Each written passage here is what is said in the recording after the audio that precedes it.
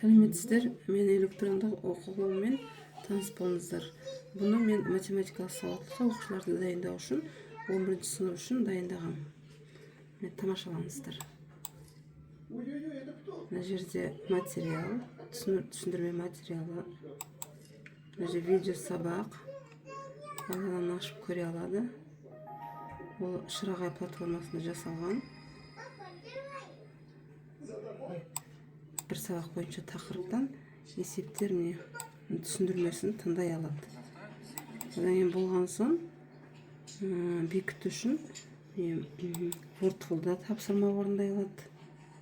Бір жауаптан таңдап, және де Quiziz'де де ойнап тапсырма орындай алады.